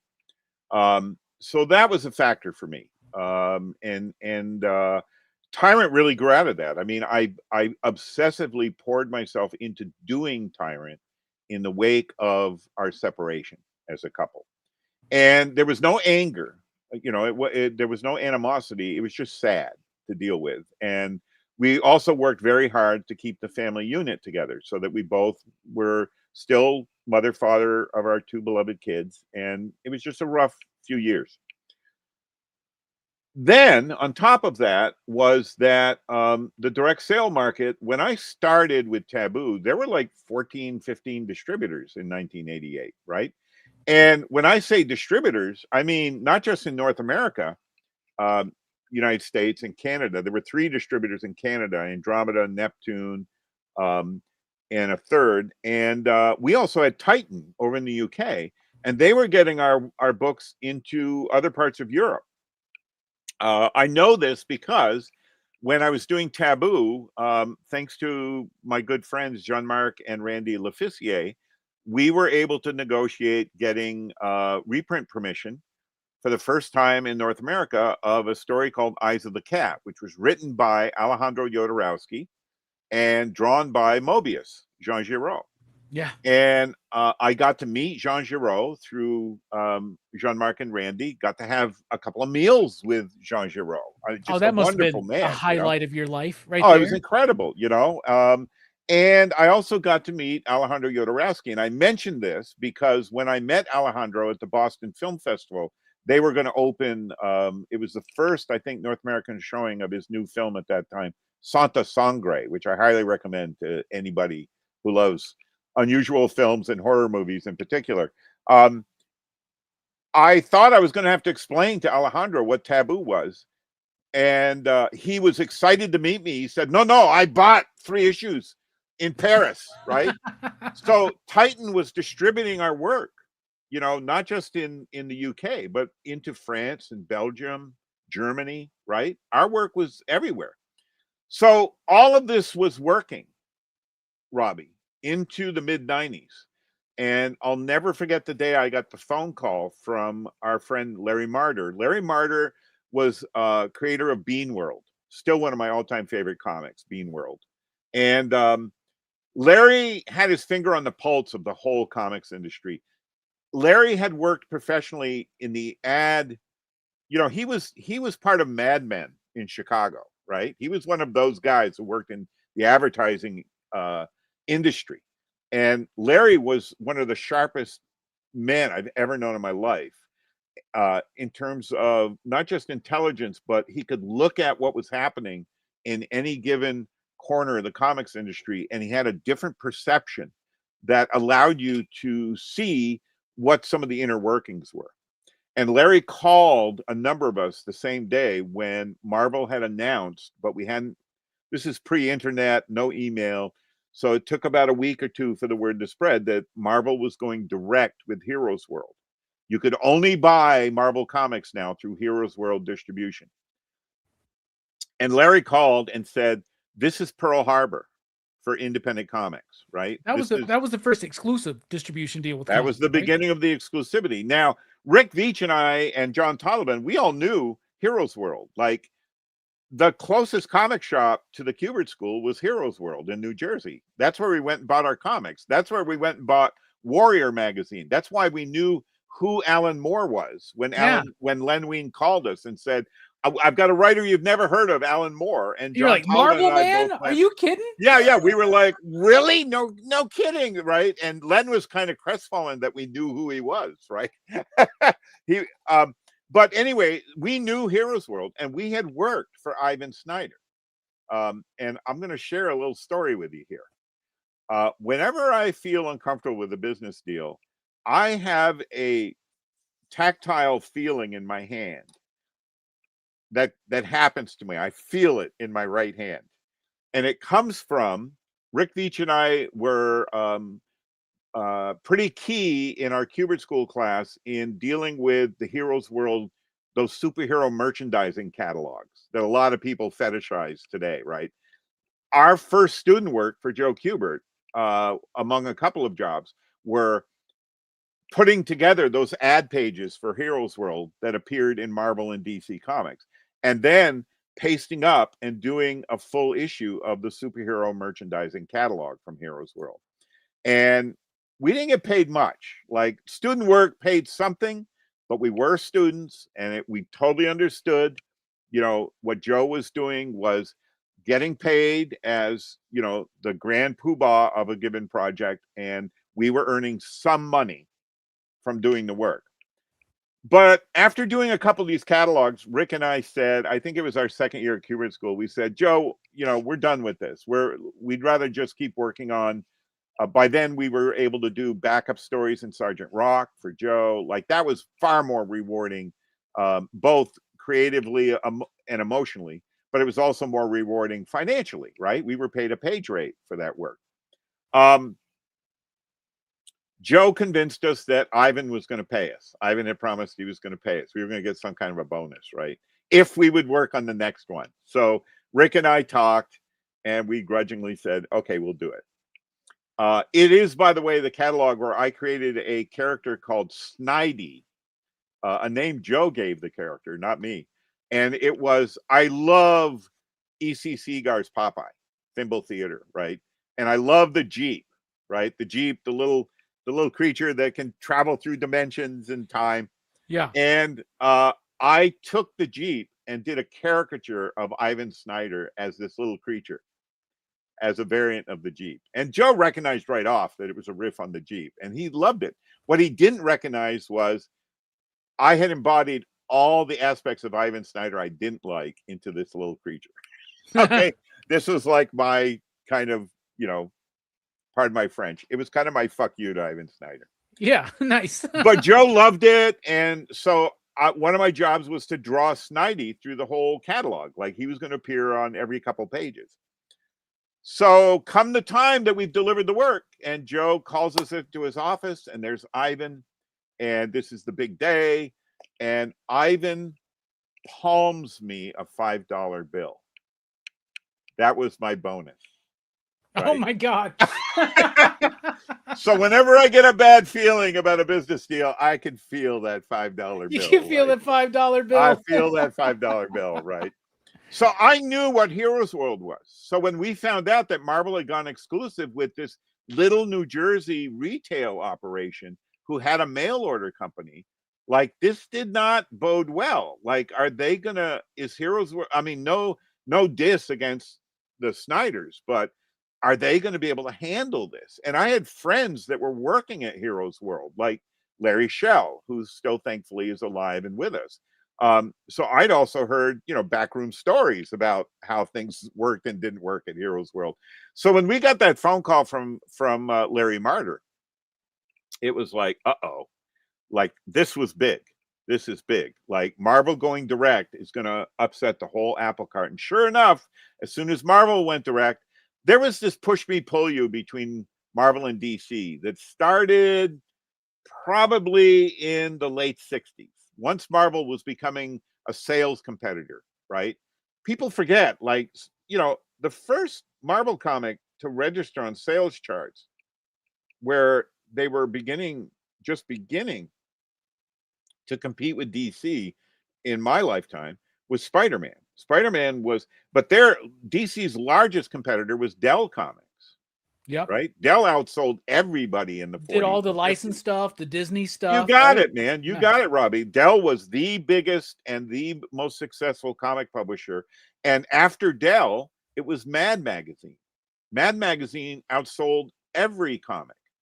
Was that at National at that time, or was it still at EC? Yeah. Okay. I'm talking about by 1959, 1960. Okay, word, yeah. Mad was like the top selling. If you look at sales charts for the comic industry, Mad's number one, as Walt Disney's Comics and Stories starts to drop below the level of Mad. And then once, forgive me being in teacher history mode here, but I taught comics history for 15 years at CCS. When Dell and Western Publishing divided in 1962 and it became Dell and Gold Key, they all lost sales. And that's when DC grew and they dominated the 4-color sales. Their main competitor by that time was Archie, right? But when the Batman TV show hit in 1966, DC was top of the heap for a year or two. And what crept Marvel up was Spider-Man. Spider-Man's the first one of Marvel's comics that appears in the top comic sales charts. Is that the Ramita stuff? Would have been still Ditko. Okay, right? word. And then once Ramita came on, and by then Fantastic Four and Avengers and some of the other Marvel comics are creeping up. So by the 70s, the reason I'm giving you this crash course is by the 70s, we enter this era where anything Marvel does, DC has to respond to. And anything DC does, Marvel has to respond to. It became this push me, pull you relationship. So the second that the news broke that Marvel was going direct with Heroes World, DC went direct with Diamond, right? It was like a knee-jerk reaction.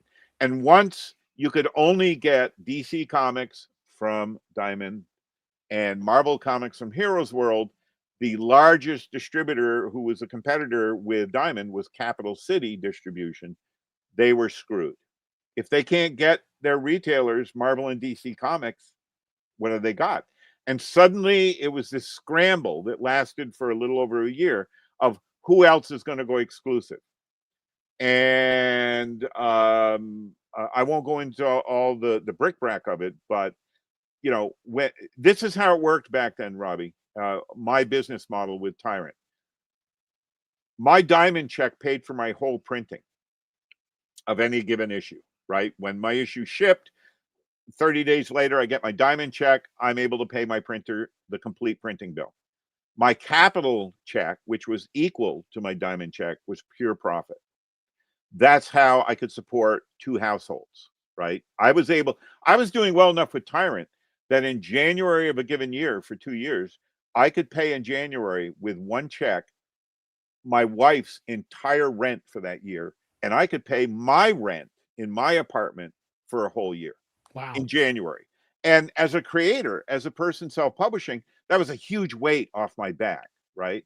I've still got monthly bills and I've still got to keep food and clothes and, you know, electricity and phone alive, but I can afford to do that if my biggest nut, my rent, is all paid. When Capital went under and everything was Diamond, I realized this isn't going to work anymore. If my Diamond check's only going to cover my printing bill, how am I going to raise my kids? How am I going to keep 2 households going? How am I going to make ends meet? And that's when I realized I tried work for hire. My wife and I were still in mediation and separation, and my lawyer, my personal attorney, said, you've got to stop creating creator-owned work, because part of the laws in Vermont is when you're a married couple, you both share ownership. And he was like, until you guys are done, like, you got to just do work for hire. So I very sadly, you know, began reaching out for work for hire gigs. And it was such a demoralizing process that I just went, I'm done. Like, I'm out of American comics. It's over. And I put all my eggs in the basket of working at First Run Video, where I was a shareholder. And I had worked all my life from age 6 to 21 in our family grocery store. We had a store up in northern Vermont, Bissette's Market. So I understood retail and I understood working with the public. I knew the downside and the upside of it. You know, retail, Robbie. And I was good at it. I insisted that I start as a clerk because I wanted to learn all the ropes and work my way up to co-manager and buyer. So I was handling the purchases for the video store. I would have to prepare the spreadsheets. My boss, Alan Goldstein, would make the final decisions, of course, but it was my job to keep track of what's new, what's coming out from the weird labels, as well as Warner Brothers and Universal and HBO and so on. And how many copies do we need, right? This is when the video store era, much like what you deal with in comic retailing, you know, what do you need tons of copies of, and what do you only need enough to satisfy those 1 or 2 customers you don't want to lose, because they are habitual customers. You want to keep them happy too. And So I did that. I worked in the video rental and retail market from about 1998 until March of 2005. And then that was the year that James Sturm and Michelle Ollie approached me saying, we're starting a new cartooning school in White River Junction, Vermont, and we'd like you to teach.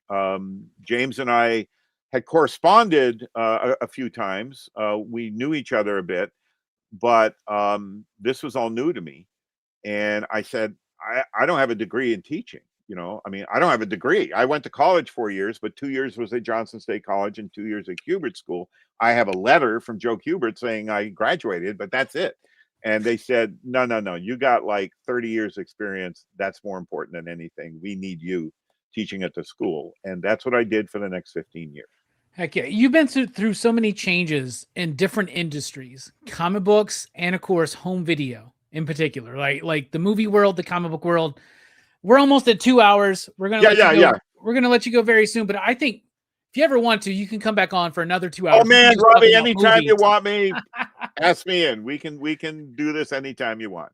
I will. But before we wrap up here, this is something I wanted to touch on that you've mentioned is your teaching career, because you learned so much from people who were like it. Joe Kubert didn't have to start that school. No, right? no. Joe gave our generation an incredible gift. Joe and Muriel, you know, Joe and Muriel Kubert and their whole family. It was just amazing what they made possible. And, you know, Rick Veach and I, Tom Yates, all our classmates, and everybody who followed. I mean, there's so many Kubert School alum, including people who only went for, I mean, John Tollivan only went for 1 year. John didn't do his second year. But I mean, any of us that we're part of that. Yeah, we owe just an enormous debt to Joe, Muriel, and all the Kuberts. Yeah, I know tons of people that either went to the school or people like Nick Patera who just moved near the school and befriended people that went to the school, right? So like teaching, how important is that to you to like pay that back to this industry? Oh, that was so important to me. You know, I have to tell you, part of it was, I mean, geographically, New Jersey is a fair ways from Vermont. So I did once go and speak to the Kubert School student body. I think Joe might have regretted it because it was when I really had an axe to grind with work for hire. And I remember Dick Giordano in the back of the room sort of glowering at me because I was not being particularly complimentary about work for hire for the big companies. But the geography, you know, the fact that New Jersey is a 5+ hour drive to the Kubert School from where I live prevented my being able to offer anything to Joe and Muriel. Like, it wasn't viable for me to teach there. I've got classmates like Kim DeMulder. Kim DeMulder was part of John Tollivan's class. Kim's still teaching there, I think. Kim certainly taught there for years. One of my favorite classmates, Ben Ruiz, lived the rest of his life at the school teaching. Ben Ruiz was another one of our mentors. He was the oldest member of our pioneer class, but Ben was in his early 50s. I was 21, you know, when I started there, and Ben was as much a mentor as Joe Kubert was. But he was also a peer. Like, Ben never played that card of like, I'm older than you, I know more. Ben was just like, man, we learned so much from him. So for me, teaching was really important because I had benefited from it so much. My high school art teacher, Bill Cathy, was the man who gave me the underground comic that put me on the path of wanting to be a cartoonist. You know, it was Zap number 0 and Zap number 1 that made me realize, you know, I've been wearing blinders all my life. Anything's possible if I have a piece of paper and an imagination and a skill. And you mean Zap Comics, like Zap Comics, Zap number 1, the Crumb cover. And yeah, you got it. Yeah, dude, I love that run. I have every issue. Well, Bill was my art teacher in high school, and he'd seen I had a sketchbook, and he'd seen my sketchbook, and he took a big risk. He brought a plain paper bag, and he gave it to me, and he said, "You can't tell anyone I gave this to you." Here I am telling everybody you gave it to me now, but but it was Zap number 0 and Zap number 1, and that opened up the whole world of underground comics to me, which is where my real education really began. You know, that's why self-publishing is so important to me, because it was the underground comics, the underground cartoonist generation who owned their own work. That was my real bedrock. You know, that's what made me want to do comics professionally, was underground comics. So I bring it up because Bill was my first teacher, along with Carol Collins, who was our creative writing teacher. And Carol really cultivated my desire to be a storyteller with words as well as pictures. And Carol and Bill were my first teachers that really encouraged me to, like, you know, run with this. And then Joe and Muriel Kubert and all our teachers at the Kubert School. But I couldn't pay them back. Like, how do you pay back that kind of debt, right? How do you pay back your mentor? And when the opportunity presented itself in 2005 to join this new adventure that James Sturm and Michelle Ollie had forged, this brand new cartooning school, and in Vermont, I couldn't believe it. You know, it's in my home state. Like, when something like that happens, you know that the cosmos is giving you an opportunity, and you rise to it. You do it. Also, you know, my kids were old enough, Maya and Danny were old enough, that now I could dedicate myself to teaching in a way that I couldn't have a few years earlier. Um, Maya was already out of the house and living on her own, making her own way in the world. And our son Danny was 19 and just, you know, beginning to make his way in the world. But I was now able to engage with, okay, I can work with students who are the age of my kids and older, and give myself to this process of teaching. And by the second year, you know, James and I are still really good friends. We just had breakfast together this morning, as a matter of fact. And I said to James, you know, I always regretted I couldn't pay back Joe Kubert for what he did for me. And James, without missing a beat, said, Steve, you're paying back Joe every time you walk into our classroom. And I realized he was right. You know, I was now in the position to give to a new generation of cartoonists, comic book creators, graphic novelists, as much as I could share with them of what I had learned over the years by making comics, by doing this job. And I learned more from my students than I could ever impart to them. I learned so much working with this new generation of creators. I mean, it was amazing. Every year, a different group coming in. And it was about the size of the student body we had at Kubert School. You know, the threshold at CCS, I think, was 23 students. So we usually had between 23 and 15 students in a given class. So it was a community I was comfortable with. I recognized right off, oh, I'm on the other room of the classroom from where I was back in 76. And I would start every year by telling that to the new group of students I was with. I was sitting where you were back in 1976. So I get it. I totally get it. It's different for everybody. I'm not saying I understand everything going on with you, but I've been right where you sit, and I get it. I understand how amazing it is, how scary it is, all of that, you know. And it was, I was very fortunate to get to do it. I think it was one of the best things I ever could have done with and in my life, was that 15 years teaching. Heck yeah. Well, formally, let me, on behalf of everybody, thank you for your contributions to the industry with your work, and to your industry with your teaching other people, right? Well, this is teaching now. Getting to do these podcasts. I mean, Jim Rugg totally gets it too. Like, when we do this kind of thing, this is an extension. This is our classroom now. And I'm not saying that in a pedantic way or a paternal way, but it's true. I get to talk with you about aspects. You've brought up things in conversation nobody's ever brought up with me, Robbie. So each one of these conversations is another teaching opportunity, but I'm also learning a lot from you. So yeah, absolutely. I remember 20, 30 years ago trying to, you know, reading comics, being a fan, and having people that were like 10, 15, 20 years older than me talk to me about people like John Buscema, right. Will Eisner, Right. Jack Davis, right?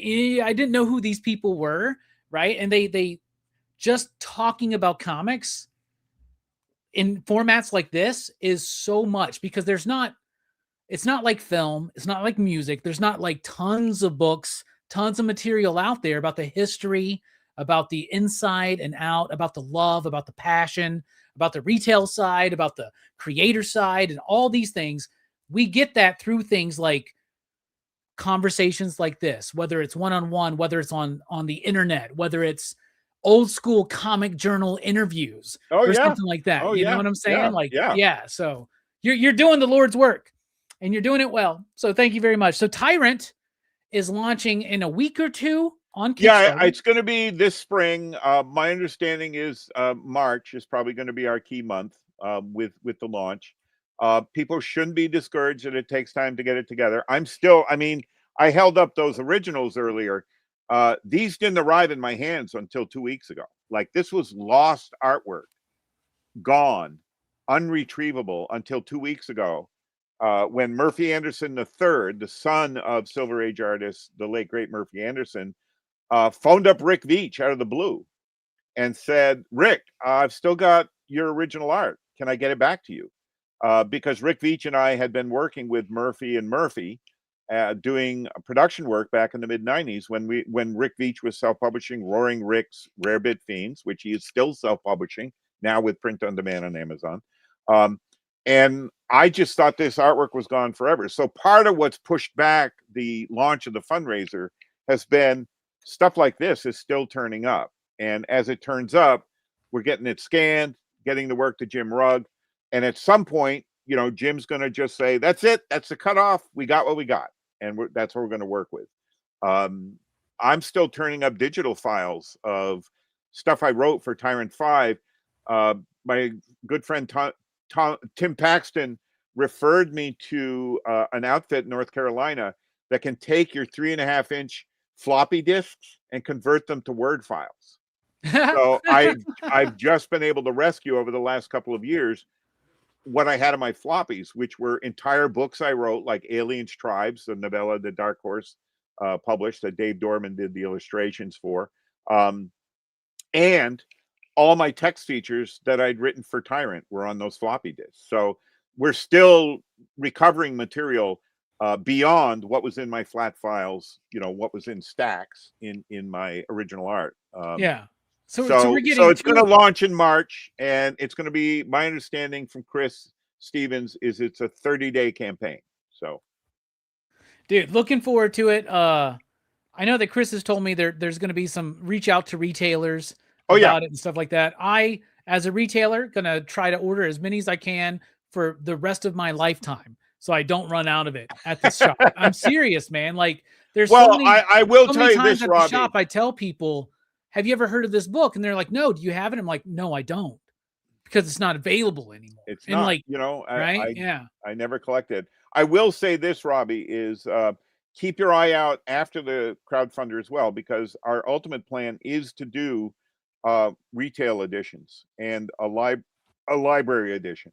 So this initial crowdfunder is for the high-end pair of books, the art edition and the complete Tyrant. But the end goal, and this began with the first phone conversation with Chris, and as I told you earlier, Chris always honored everything he told me in the first conversations with the Little Nemo project, Dream a Little Dream, and with the Golem of Venice. We're going to end up also finding a publishing partner or partners, so there's a retail edition available of Tyrant. And my ultimate goal would be to have a library edition in color of Tyrant, geared for all age readers as well. So, wow, you got a colorist in mind?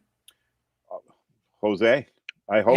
Yes. Yeah, there you go. That's why we need a publishing partnership, because Jose's got to get his page rate. And, right now we're all working on this thing for free because we're hopeful that it'll find a readership. But if we're going to get to a retail edition, we've got to be able to employ the people needed to make that happen. So yeah, that's the ultimate goal, though. That's the ultimate goal. Everybody go sign up right now for the Tyrant Kickstarter, so you get notified as soon as it launches.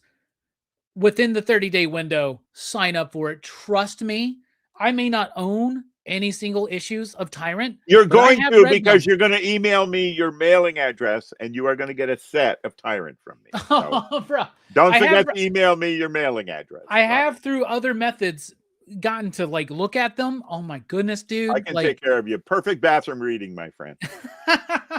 well, Steve, you're the absolute best, man. Before we're off, let me do my huckster bit, okay? Okay. I'm using print on demand, folks, and if this continues to do well for me, I'm going to begin collecting my past comics work that I own or co-own as print on demand books. So right now on Amazon, I have launched a new book series called Paleo Pop, and what this is my collected writings on prehistoric themed movies, comic books, music, novels, and the second issue of Paleo Pop is about to drop. It'll be out early March on Amazon, print on demand. I also, that book series I've been doing with my friend Tim Paxton, who's a book designer and curator on the project, working with another friend of mine, Mark Mastel, who does more than the design work on these books. Mark really has acted as an editor and curator.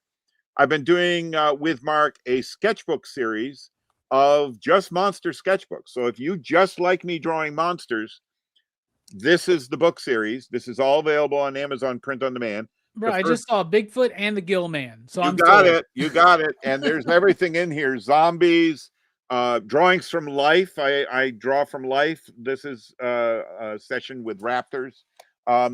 First book is called Thoughtful Creatures. The second sketchbook, Brooding Creatures. And the most recent one, which came out in December of 2025, In the Mood for Monsters, which also features a text essay by me about why I love monsters and why it's important to draw monsters. But there's also a lot of monsters in here too. And finally, also working with my friend Tim Paxton, I'm doing a series of books about a genre of film that might interest you, Robbie. No one's ever written about it really as its own genre. And I've launched a book series called Cryptid Cinema. And what these books are is I am staking out what the genre of storytelling is that involves not just cryptids that people know of in the real world that may or may not exist, right? Bigfoot, Sasquatch, Yeti, Nessie, Champ, the Lake Champlain monster, but also movies in which in the fiction there is a cryptid. King Kong, the Gill Man and the Creature from the Black Lagoon, Godzilla, right? And so far we've gotten 2 books out, Cryptid Cinema, a Boggy Creek primer, and a larger volume just called Cryptid Cinema, Meditations on Bigfoot, Bayou Beasts, and Backwoods Boogeymen in the Movies. And these books are fully illustrated, some with my artwork, and a lot with artwork from the old admats of these films. This is what I've been doing with print on demand, Robbie. And my ultimate goal is hopefully later this year, after the Tyrant collected is out, is I'm going to use print on demand and start collecting some of my comic work. Rick Veitch has been beating me up for about 6 years saying, Bissette, you need to do this. Well, I think I'm about there. But print on demand and crowdfunding and platforms like Patreon and so on are making it possible for this current generation of cartoonists to get their work out there. Support the graphic novelists and cartoonists whose work you love any way you can. And even old timers like myself, and especially guys like Rick Veitch. I mean, Rick is building a brand new publishing empire using print on demand. And as with the direct sale market, we never know how long these windows are going to be open.